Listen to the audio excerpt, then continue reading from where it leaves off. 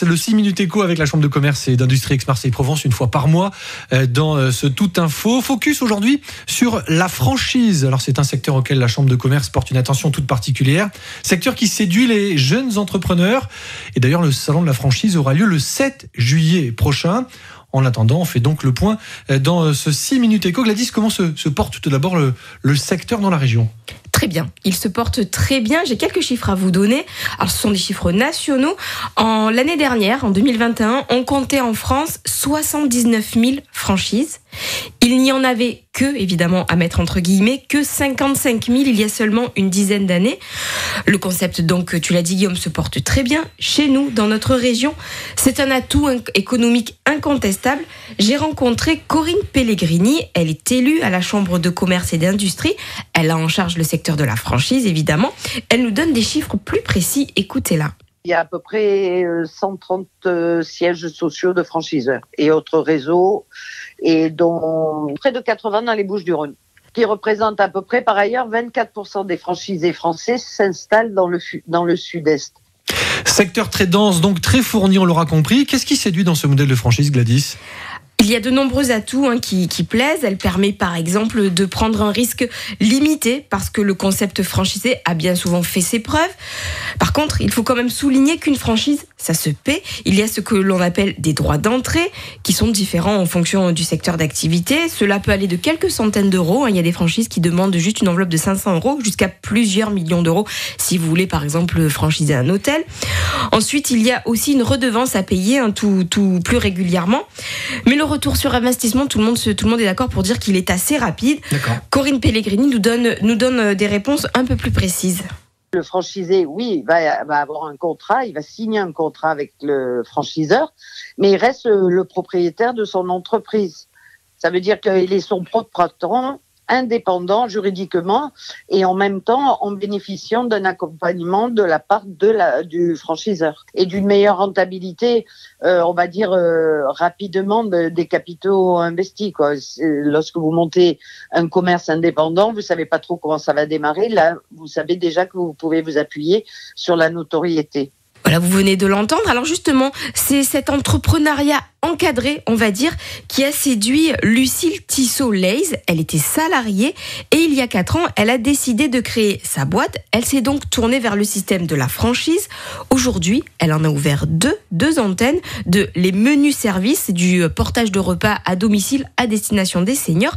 Écoutez son témoignage. J'ai participé à un salon de la franchise qu'avait organisé à l'époque la Chambre de commerce et j'ai, rencontré plusieurs franchiseurs. J'étais moi déjà très orientée sur le service à la personne et sur le marché de la silver economy. Et lorsque je suis allée à ce salon de la franchise, j'ai pu rencontrer des franchiseurs vraiment dans ce domaine-là. D'accord. Dont le franchiseur, les menus services, mais pas que, j'en ai rencontré d'autres. Et en rencontrant ce franchiseur et en échangeant tout simplement sur, on va dire, les valeurs du groupe, leurs envies, leurs perspectives, leur volonté de développer, d'abord je me suis rendu compte que ça collait vraiment à ce que j'avais envie et par ailleurs, il y avait une zone Marseille qui était totalement disponible.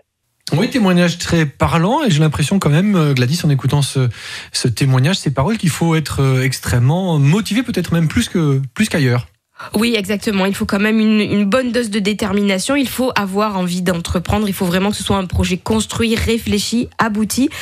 Parce que même si on se repose sur une communication établie, même si on bénéficie de la force d'un réseau, même si les négociations avec les banques sont plus simples, on n'en reste pas moins un entrepreneur et tous les risques que cela comporte. Les risques d'échec, il faut le souligner, sont quand même moins importants dans la franchise qu'ailleurs. L'élu de la Chambre de commerce m'a donné des chiffres.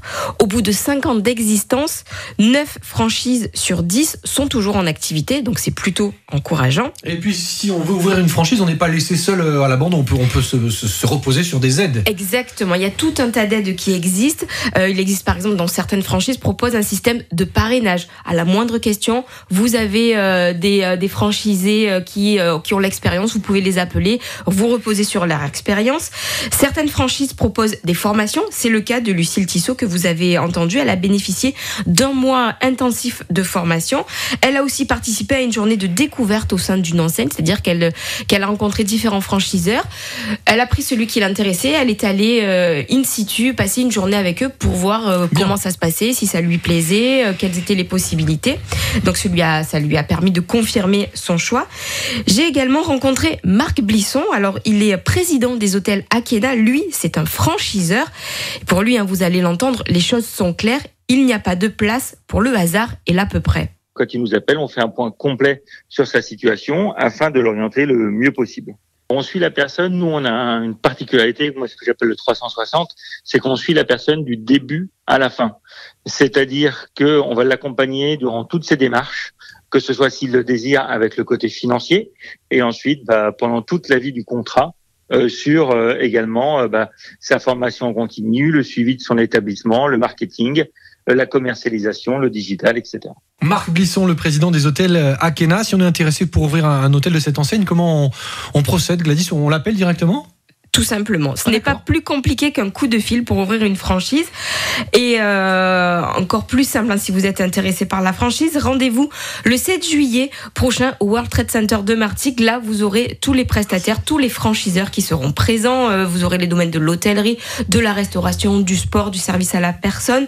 Ça s'appelle le Business Franchise Méditerranée. Donc, je vous le répète, c'est le 7 juillet. 36 franchiseurs seront présents. Au World Trade Center de Marseille. Je crois que tu as dit Martigues. Mais pardon, excusez-moi, ma langue a fourché. Oui, exactement, le World Trade Center de Marseille. Corinne Pellegrini nous donne tous les détails de cette journée. C'est-à-dire qu'on va avoir les franchises d'un côté, les futurs franchiseurs qui vont venir avec des rendez-vous qu'ils auront pris au préalable. Et ce sont des rendez-vous d'une demi-heure.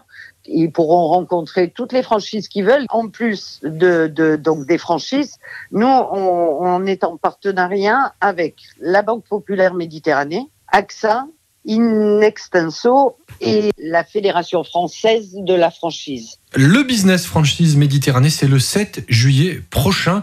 Date à retenir. Date à retenir. Et puis, si vous avez des questions, n'hésitez pas, surtout pas à pousser les portes de la Chambre de commerce et d'industrie d'Aix-Marseille-Provence. Ils se feront plaisir de vous renseigner, de vous aider. Mais tu sais tout sur tout sur la franchise désormais. Exactement. Et nous avec. Merci de tous ces conseils, Gladys Sosroth, pour le 6 minutes écho avec la Chambre de commerce et d'industrie Aix-Marseille-Provence.